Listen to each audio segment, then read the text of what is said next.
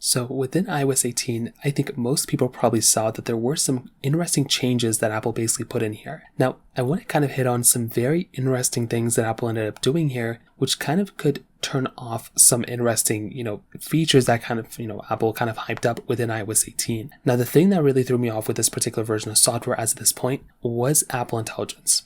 I thought it was a very cool feature. I'm very happy Apple made it, but because they basically made it specifically for those newer type of iPhones like the iPhone 15 Pros, it really kind of turned down, I guess, the novelty of that particular feature. And it kind of just made it a little bit different type of a software in my personal opinion. So that was kind of an interesting thing that was kind of going on there. Not the biggest deal in the world, but just one thing that was kind of in the back of my head. However, something that's very interesting here within iOS 18 is the fact that Apple did kind of go through, and there's been some rumors about an interesting approach Apple's going to end up doing within iOS 18 when it specifically comes down to, Apple Intelligence. It looks to me, and it looks to a lot of people, that there could be a point in the future where Apple is actually going to start charging for Apple Intelligence type of features. So I think this is going to be a very interesting thing that Apple's going to end up doing here, because they're going to follow in line basically with, Galaxy AI.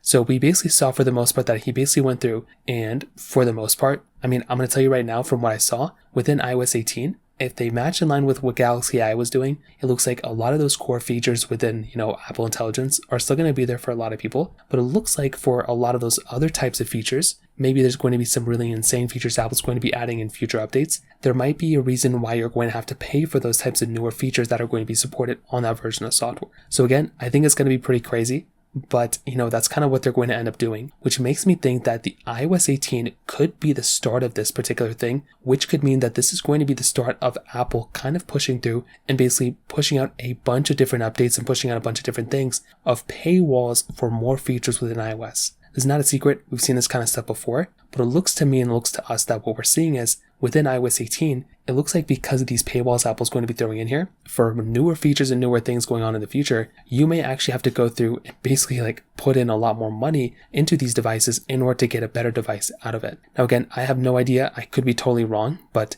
there's been a lot of things like this happening in the future and in the past, that Apple's kind of done. So it's going to be very interesting to end up seeing what ends up happening here, but that is just one case and one example of what that could very well end up happening in this particular situation. So take it as you will, but that's kind of an update that we have within iOS 18 and kind of an issue that could be coming around with this particular version of software. If you have any other thoughts or questions, please let me know in the comment section below. Hit the like button, that would mean so much, but definitely hit that subscribe button. More importantly than everything else, I love every single one of you guys. Hopefully I'll catch you guys in the next video. Peace out till then.